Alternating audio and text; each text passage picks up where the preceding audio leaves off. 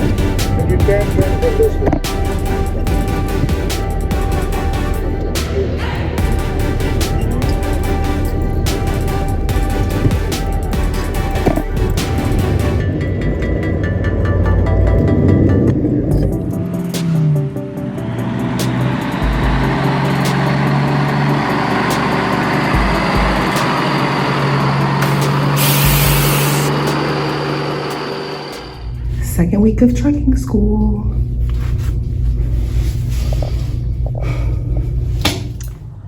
All right, so today was our 5th day, I want to say. Offset forward and offset backing. So my offset forward is on point. On point, 10 out of 10. Like I don't think I remember missing any of them today. My offset forward, I got it every time.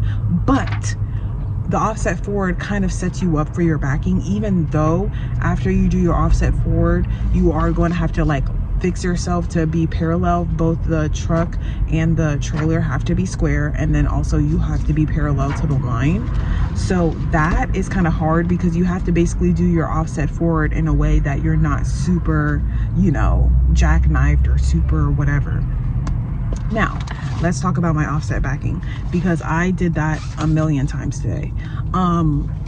With my offset backing, I got it down. Like I know exactly what I have to do, but like I said, go slow. Sometimes, obviously when you're backing, you are basically riding the clutch.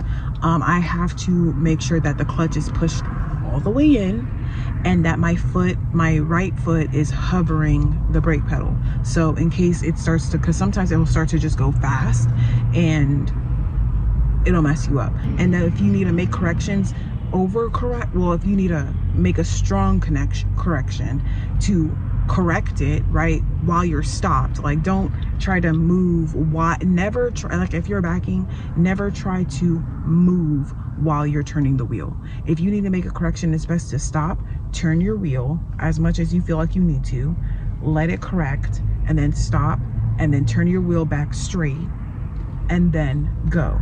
Because if you try to go while you're turning your wheel, especially with the offset backing, there's just so many maneuvers that you have to do. You're gonna end up with not enough space. And then also, for me, it's hard to not get out of bounds. I'm gonna be honest, like it was hard for me not to get out of bounds. I was out of bounds at least twice, and both times I never gotten it without going out of bounds at least once. So I think at this point, I know I should try to strive for perfection, and usually that's how I am, but at this point we just want to pass, right? There is a 12-point system for the backing section, and then there's another separate 12-point system for the road test. And encroachment is 2 points, and extra pull-ups is 1 point. Another thing is downshifting. Downshifting is freaking hard, increasing your following distance and your stopping distance between cars. So if you stop at a large enough distance, even like within another car, like a small car, like a small sedan, in between the car that is in front of you, there's like a 1-car space. It's gonna help because when you're downshifting, say back into second, right?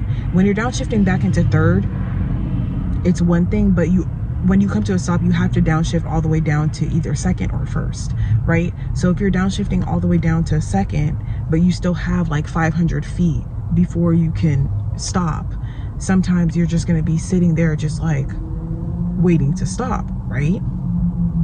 But then if you do that and then the light turns green, now it's like, okay, do I stop and then go again, or do I try to upshift? So it's a whole lot of things. So it's like you want to give yourself enough reaction space, and that's essentially what I plan to do tomorrow, is give myself enough reaction space. I don't care, because I mean, it's like, are they really going to give you a point for too much following distance? I never heard of that. I never heard of that. So it's just kind of like utilizing certain things wisely, because it's like you're literally having to rewire your brain to drive a truck versus driving your own car. So yeah, that's another thing. So yeah, for my offset backing, I definitely need to work on it a little bit more and just kind of get my personal technique down. Once I'm able to do that, then I can figure out if I want to use more pull-ups, right, on purpose, or use an encroachment on purpose. But obviously if you hit a cone, then it's an automatic fail. So I'm gonna make sure I don't hit any cones and make sure that I encroach no more than 2 times, because that already puts me at 4. On the day that I'm almost getting it, usually by day 2 I got it, you know what I mean? And it's just something about muscle memory. It just clicks. Eventually it just clicks, right? So, and you just kind of learn how the trailer and the tractor move together, kind of like a snake. So yeah, we'll see what tomorrow brings. We'll see if we can get the offset backing down by tomorrow. We'll see if we can get our shifting a lot better. Another thing is just letting off the clutch, because he keeps telling me not to ride the clutch, not to ride the clutch. And then also in stopping in an intersection. So let's say it's a 4-way intersection. Everybody has a stop sign. Everybody needs to stop, right? So as people are going, right, let's say like you're here, there's 2 people here, you're here, and then there's 2 people here. So it's their time to go. Boom, they go. You have to slowly start letting off the clutch as they are right here, so that you have enough time to slowly roll and go. Because if you start once they cleared the intersection and you start to let off the clutch, you're gonna miss your moment. You're gonna miss your moment, or you're gonna let off the clutch too fast, and then the car's gonna, and that's annoying. Day 6. All right, y'all. It is my 6th day of CDL training. And I found out a method for my offset backing. The last thing I did before I left today is I did 3 offset backings correctly. Now, it took me a while. Okay, it took me like a while, right? Now my offset backing, for some weird reason, was a lot easier than my regular just straight line backing. But I feel like once you get down the straight line backing, which I have that down pat at this point, then at that point you know how to like control the trailer. So my offset backing was more so of trying to find a recipe, a method. The straight backing is pretty much just like trying to know what kind of ingredients, right? It's just knowing the ingredients. Now the offset backing is trying to utilize the ingredients to create a recipe. So basically for my offset backing, I found all of my reference points, and reference points is very important. So I found all of my specific reference points. Now reference points for everybody is going to be different, because your seat is going to be adjusted differently, the wheel is going to be adjusted differently, people are different heights, and you know, all types of stuff, and you know, the different trucks and stuff like that. With that being said, I got my reference points. One of my reference points is a lens on the passenger side. Now when I hit that first, right before I hit that first cone, I then start backing in, and then I make sure that while I'm backing in, I'm not cutting it too much, because then if I cut it too much, then it's not gonna work. So then after I cut it and I'm in, once that first back trailer wheel passes that first line, then that's when I'll start to follow it in, or straighten it out, more so following it in and straightening out until it's straight, but going very slow. And then at this point, the back wheel should be in the middle of the lane. That's why you want to go slow, because if you go too fast, then by the time you're straightened, you're going to be past that imaginary line. So the back wheel needs to be in the middle of the lane.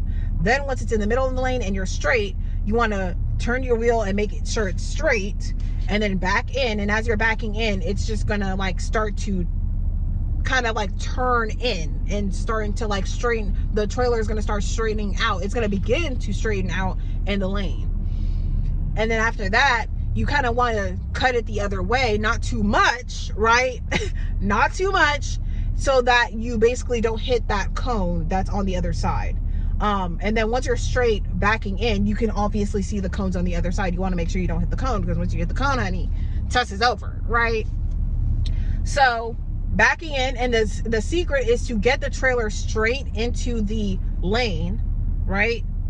And you want to be backed up as much as possible, humanly possible, right? So that once you use your pull-ups, when you can pull up all the way, and then by the time you pull up all the way to the front cones, you know, hopefully at this point, your, you know, tractor and your trailer is square.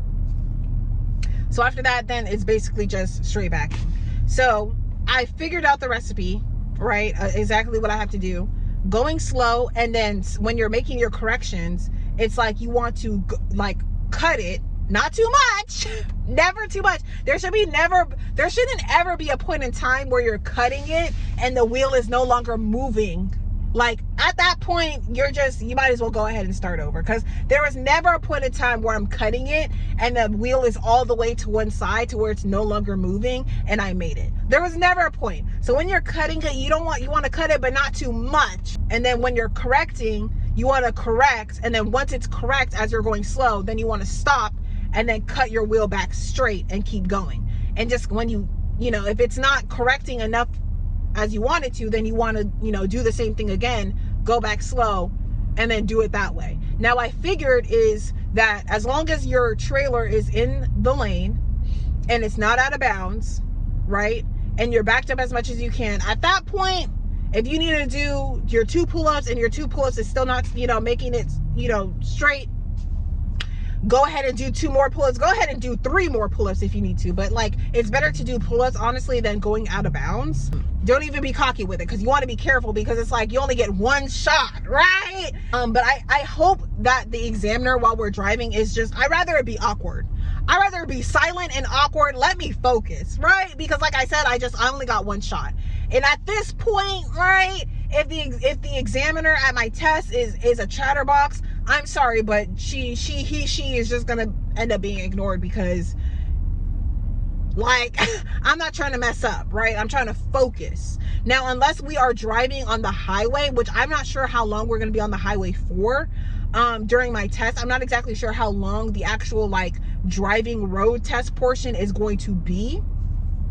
But unless we're on the highway, then I might, like, you know, if they're conversational, then I might, you know, converse with them at that point. But while we're in the city, I need to focus on my downshifting, because that's something that I still need to work on. Downshifting, and then also like when I'm stopped at a stop sign, taking off when I'm stopping at a stop sign. But it just depends on what traffic is doing. So I'm so glad that my test is at 9:45. It's on a Friday too. It's at 9:45. So hopefully, right, by 9:45 in the morning, right, on a Friday, rush hour is complete and done, and everybody's at their respective job locations, right? That's what I'm hoping for on Friday. That's what I'm hoping for, that everybody has already, you know, traffic is, you know, lower, and all the kids, right, are in school, right? And it's a good time for me to go ahead and just, you know what I mean, do my test peacefully. Because going 55 or trying to maintain my speed at 55, usually I go like between, like the speed limit obviously is 55, and you're never ever going to go over 55. Then going like between 50 and 55 is what I'm trying to do. And like what helps me maintain my speed is if the speed limit is 45, then I'll go 40. If the speed limit is 40, then I'll go 30. If the speed limit is 40, then I'll go 35, so that I'm like 5 miles lower. So I have, you know, I'm never over, because once you are speeding, I'm not sure if at that point the test is going to be done, but I think it depends on how much you're speeding. I'm not exactly sure how much they're going to ding you, how much you're speeding, but obviously I don't even want to go 1 mile per hour over the speed limit, because I don't want to even have a ding. I'm trying to like save my dings for any other situation, such as my shifting. But as far as the shifting and gearbox, that's only 1 point. So I'm hoping that there's not too many times during the test that I'm like struggling to downshift, because I am struggling with the gearbox. That is like the last thing that I need to iron out, is just that, the gearbox. Like, I really hope I get an examiner that's like stern and kind of serious and like doesn't say too much, because that does not make me nervous. What makes me nervous is when they're a chatterbox and they're too friendly and nice and because they can do all that and still fail you, right? So yeah. Now another thing, this is the last thing I'm gonna say, is I have to be comfortable with going slow. Now, I'm not a fast driver. I'm not giving Fast and the Furious or Need for Speed on the road in my normal van, but in a truck, you have to be comfortable with going slow. You have to be comfortable with people just zooming around you, because it's like, you know, like a lot, I mean, I'm sure a lot of us, when we're driving and we see a truck or whatever, or somebody going slow, or somebody hauling a freaking RV or whatever, and they're going slow, we want to just hurry up from around them and then cut them off. My thing is, I don't care if you switch lanes and get in a different lane because I'm going slow, but for you to like literally like aggressively, and very passive aggressively at that, to like switch lanes. You're behind me, I'm going slow, which is really the speed limit, maybe 5 miles under, but I'm going slow, and then you get from outside of me, and I see you doing this in the mirror, and then you cut me off. It makes me think like, oh my gosh, I'm going so slow. I'm checking my speed. It's like, should I go faster? And it's just like, that can be irritating, but I had to like reprogram my mind that it is okay to go slow, because it is better to go slow, right? As long as you're not impeding traffic, it is better to go slow than to try to go like normal speed and make a mistake. So, for example, if there's a red light, if we're approaching a red light, it's better for me to start slowing down way far back, and other people behind me may not like that. I don't care, right? I have to learn to not care, because normally in my regular car, I'm going to slow down maybe like 2 cars length before I get to the car that I'm going to be stopping behind. But now that I'm in a truck, it's like, it has to be like 5 to 6 cars length that you have to slow down, especially if you're in 5th gear. You know, technically you have to downshift twice. So I have to practice downshifting twice, which is going to be hard, right? So I have to like practice to slow down. Now, if I slow down far enough, then I could downshift twice, no problem. But I'm just used to just being able to slow down with my service brakes, downshift into 2nd gear, then boom, take off. Now, when my taking off, I have to work on. I'm still trying to find the footing when it comes to the clutch, and when exactly to release the clutch, or how much time it actually needs, right? But when I'm about to go, I have to already release the clutch halfway, and then like hopefully wait until it rolls and then do that. But hopefully we don't end up stopping on a freaking grade, because we can't, you know, slide back, because then that's going to be an automatic fail, which I'm just like, when I'm driving, right, and I'm about to go, I just go ahead and let off the brake. I'm not gonna lie to you, I go ahead and let off the brake completely. I don't do the whole, okay, let off the brake and the clutch simultaneously, and then once the whatever, then you go. I'm only gonna do that on a grade. But if I'm not on a hill or any type of steepness is going on, I go ahead and completely let off the brake when I'm ready to go, and then ride the clutch as I slowly lift it out, as this, you know, the truck moves forward. And then once we're moving forward, I let off the clutch slowly. Ain't nobody got time for it. Nobody has time for, I'm sorry, nobody has time for that. But it's like, because I've gotten in the habit of that, now when I'm on a hill, sometimes you can't even tell on a hill, but the being in a truck kind of exaggerates that, right? Because in your normal car, in your normal vehicle, you're not, even if you're on a small little slanted hill, you're not going to be rolling back. It's not giving all of that. But obviously you're carrying weight and all this other stuff, which is why I don't understand why people want to ride my ass. Like, why just don't ride my ass, because it's not going to turn out well for either of us. So like, just to let y'all know, if you're behind any sort of truck, tractor, trailer, whatever, RV, anybody, don't like, and just in general, it's just good not to ride people's asses and tailgate people when on the road. Like, it's annoying. Like, just don't do it. Like, it's just annoying. There's not even in traffic. Just let's keep space in between. All right, y'all, I'll talk to y'all tomorrow. Follow it in.